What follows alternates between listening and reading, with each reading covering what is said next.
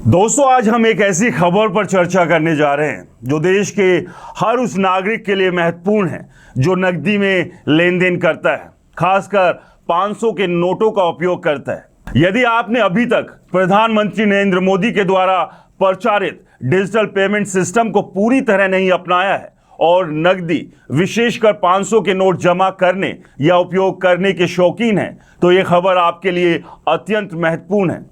इस खबर को बहुत गौर से सुने क्योंकि ये संभावना है कि आपको निकट भविष्य में एक बड़ा झटका लग सकता है। हम बात कर रहे हैं 500 के नोटों को लेकर चल रही अटकलों की, जो अब तेजी से सुर्खियां बटोर रही है। क्या 500 का नोट फिर से बंद होने जा रहा है? ये सवाल लंबे समय से देश में चर्चा का विषय बना हुआ है और हाल के घटनाक्रमों ने इन अटकलों को और बल प्रदान किया है। केंद्र सरकार और रिजर्व बैंक ऑफ इंडिया इस मुद्दे पर चुप्पी साधे हुए, जिससे लोगों की चिंता और बढ़ गई है। आइए इस खबर को विस्तार से समझते हैं। हाल ही में 2 दिन पहले रिजर्व बैंक ऑफ इंडिया ने अपनी एक महत्वपूर्ण रिपोर्ट जारी की। इस रिपोर्ट में चौंकाने वाला खुलासा हुआ कि 500 के नकदी नोटों का चलन पिछले वित्तीय वर्ष की तुलना में 37% बढ़ गया है। वित्तीय वर्ष 2023-24 में जहां नकली 500 के नोटों की संख्या 85,711 थी, वही 2024-25 में यह आंकड़ा बढ़कर 1,11,800 हो गया।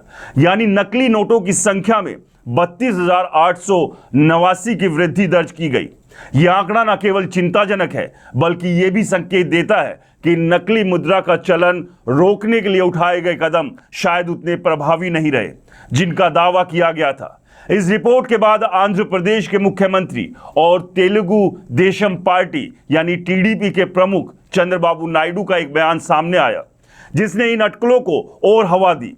नायडू ने हाल ही में आंध्र प्रदेश में आयोजित एक कार्यक्रम में 500 और 2000 के नोटों को चलन से बाहर करने की मांग की। उन्होंने तर्क दिया कि बड़े मूल्य के नोट भ्रष्टाचार और काले धन को बढ़ावा देते हैं। उनके अनुसार डिजिटल पेमेंट सिस्टम को अनिवार्य करने से न केवल लेन देन में पारदर्शिता आएगी, बल्कि राजनीतिक फंडिंग पर निगरानी बढ़ेगी और काले धन पर प्रभावी रूप से लगाम लगाई जा सकेगी। गौरतलब है कि 2000 के नोटों की छपाई सरकार ने 30 सितंबर 2023 में बंद कर दी थी। इन नोटों का लेन देन भी अब बंद हो चुका है और केवल विशेष परिस्थितियों में कुछ शर्तों के साथ रिजर्व बैंक इन नोटों को बदल रहा है। लेकिन 500 के नोटों को लेकर चल रही अटकलें और नायडू का यह बयान, खासकर आरबीआई की ताजा रिपोर्ट के बाद, इसे नजरअंदाज नहीं किया जा सकता। सरकार की ओर से इस मामले पर कोई आधिकारिक बयान नहीं आया है, ना तो इन अटकलों का खंडन किया गया और ना ही पुष्टि।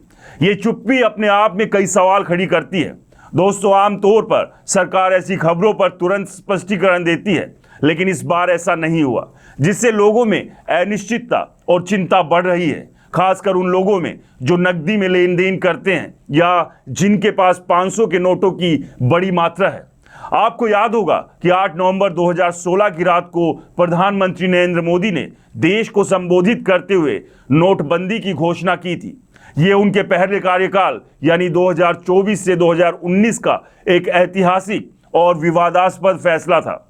उस समय 500 और 1000 के नोटों को चलन से बाहर किया गया था और इसके बदले में 500 और 2000 के नोट पेश किए गए थे। इस नोटबंदी के पीछे सरकार ने कई बड़े दावे किए थे। पीएम मोदी ने कहा था कि इससे नकली नोटों का चलन पूरी तरह खत्म हो जाएगा, काला धन बाहर आएगा और अर्थव्यवस्था में पारदर्शिता बढ़ेगी।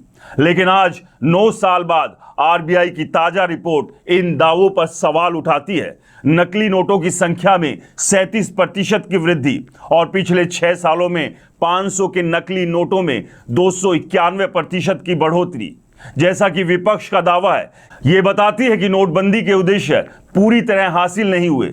उस समय देश ने लंबी लंबी कतारें, नकदी की कमी और आर्थिक अनिश्चितता का सामना किया था। छोटे व्यापारियों और आम लोगों को भारी परेशानी हुई थी और अर्थव्यवस्था को पटरी पर लौटने में लंबा समय लगा था। आरबीआई की इस ताजा रिपोर्ट ने विपक्ष को सरकार पर हमला करने का एक और मौका दे दिया।